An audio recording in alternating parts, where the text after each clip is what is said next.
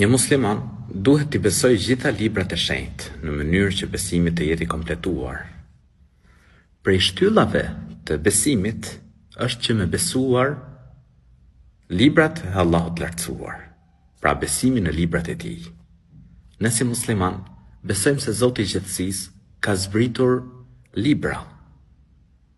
Besojmë se Allahu i lartësuar u ka zbritur profetëve të ndryshëm libra.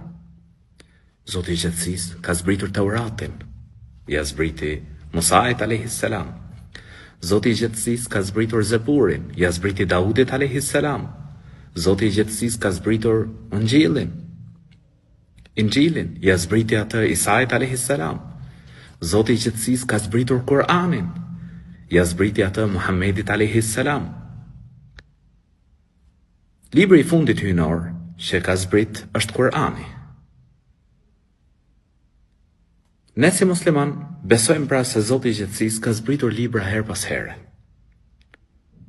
Por librat para Kur'anit njerëzit i kanë ndryshuar, kanë shtuar dhe kanë fshirë në to.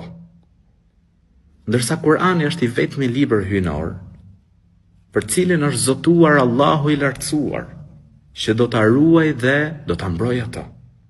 Ne kemi zbritur Kur'anin, thot Zoti i Gjithësisë, dhe ne do ta ruajmë atë.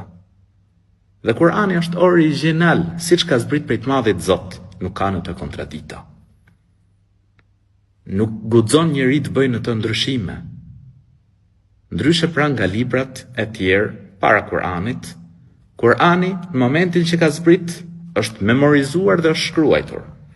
Ndryshe pra nga librat para Kur'anit, të cilat njerëzit kanë shtuar, kanë paksuar, Kur'ani është origjinal siç ka zbrit prej të Madhit Zot, ama ne si musliman besojmë se Zoti i Gjithësisë ka zbritur libra hyjnor dhe besojmë se origjina e atyre librave është prej të Madhit Zot, por ndryshe nga Kur'ani ato libra njerëzit i kanë ndryshuar, ndërsa Kur'ani vetë Zoti i Gjithësisë është zotuar që do ta ruajë atë dhe është ashtu siç ka zbritur prej Zotit të Gjithësisë.